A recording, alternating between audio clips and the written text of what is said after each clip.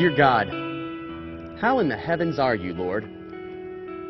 I probably already know the answer to that.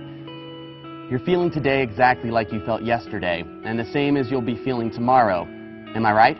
I'm sure by now you're accustomed to my asking silly questions. Lately it seems that asking questions is the only reason I write. Of course, God, the truth is I might have a few less inquiries if you'd write me back once in a while. Whenever I email Oprah, she at least sends me an automated response, which might not sound like much, but honestly it's enough that I never question her existence. God, here's the deal. I've been following you for a really long time. I'm pretty certain that I became a Christian as soon as I exited the birth canal.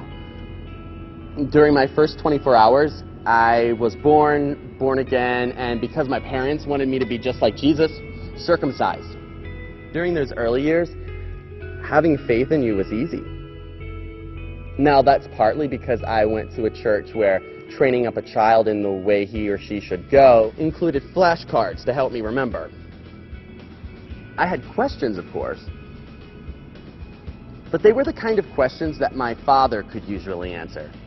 And the answers my father gave didn't hurt anybody or push people out of the equation. As a teenager, I had very few questions.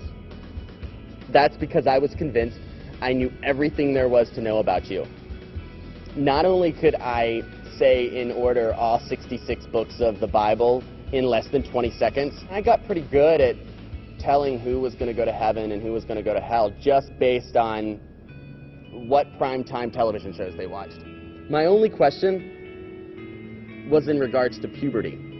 More specifically, why I was the only teenager in high school not going through it. I easily believed that you could part the Red Sea and that you raised Jesus from the dead, but I had serious doubts about whether or not you could give me armpit hair.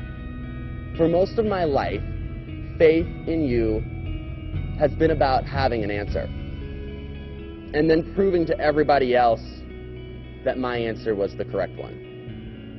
But lately, God, my heart is weighted down with questions. Questions about how you do things. Questions about who and how and to what extent you redeem.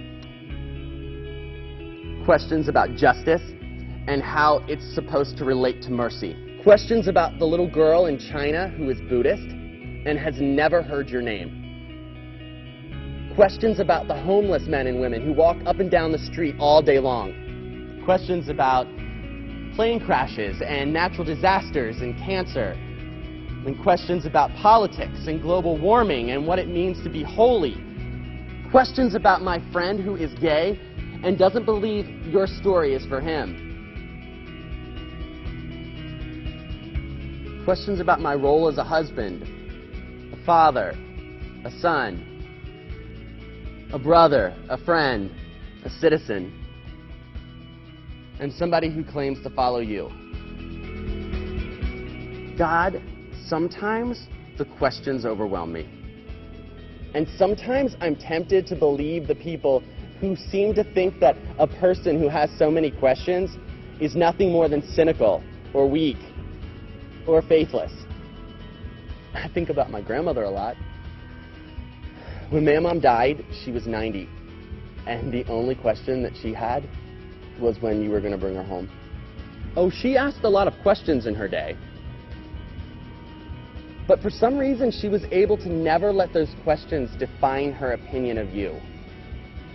At some point in her life,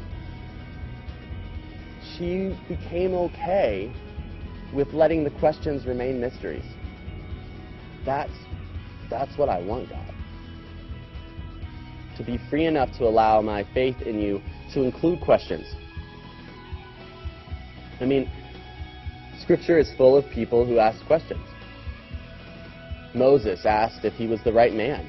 King David asked if you had forsaken him. And even Jesus asked if he really needed to go through with the crucifixion. I guess I'm writing God because I'm tempted to believe that if I had all of the answers, life would be easier. having all of the answers would allow my faith in you to move from just belief and mystery to a science. Sort of like my faith in gravity, God. I could make so much money if I could turn you into a science. And maybe that's why you made faith to include lots of questions. So we Christians wouldn't try and make a whole lot of money selling your answers. I guess that's why you call it faith.